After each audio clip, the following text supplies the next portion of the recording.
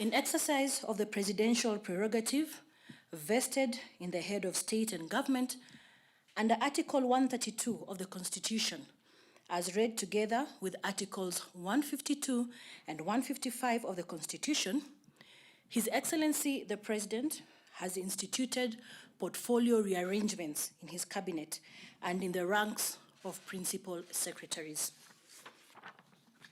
The presidential action promotes enhanced operational efficiency, institutionalizes the implementation of various ongoing groundbreaking reforms, better orients portfolio responsibilities with both national development plans as well as the needs of citizens, and introduces functional changes that shall make the relevant ministries and state departments more efficient and better able to deliver superlative services to the public.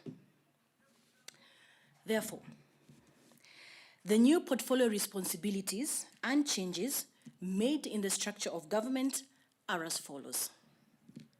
1.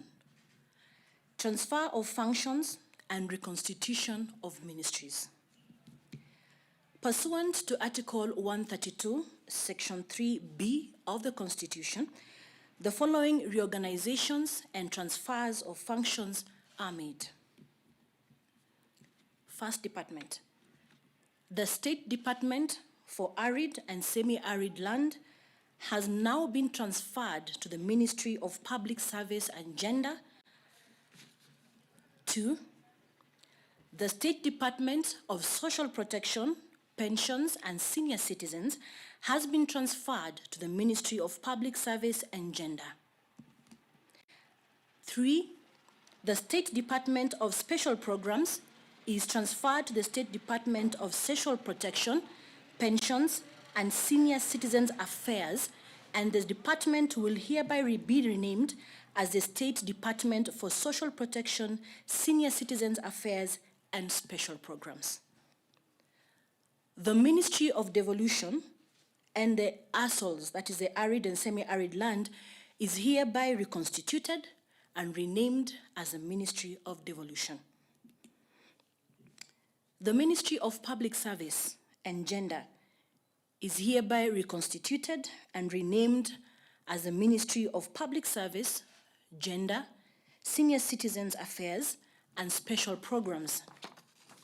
And finally, the Ministry of Labor and Social Protection is hereby reconstituted and renamed as the Ministry of Labor. 2. Reassignment of Cabinet Secretaries. In accordance with Article 155, Section 5A of the Constitution, the following Cabinet Secretaries have been reassigned. Cabinet Secretary Ambassador Dr. Monica Juma moves from the Ministry of Defense to the Ministry of Energy. Cabinet Secretary Honorable Charles Keter moves and becomes the Cabinet Secretary of the Ministry of Devolution. Cabinet Secretary Honorable Eugene Wamalwa now takes over the Ministry of Defense. Cabinet Secretary Margaret Kobia retains her portfolio, but as you saw earlier, it was her, she got more duties, and with the new ministry, it will now be the Ministry of Public Service, Gender, Senior Citizens Affairs, and Special Programs. 3. The reassignment of principal secretaries.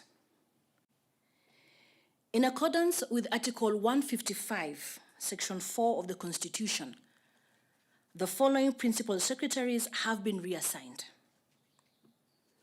Principal Secretary Major General Retired Gordon O. Kihalangwa now becomes the Principal Secretary in the State Department of Energy.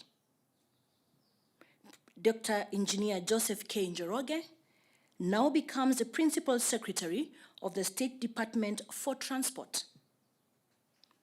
Mr. Solomon Kitungo now becomes the Principal Secretary of the State Department of Public Works. Mr. Nelson Mara Sospita now becomes the Principal Secretary, State Department for Special Protection, Senior Citizens Affairs and Special Programs. Ladies and gentlemen, those changes take effect immediately.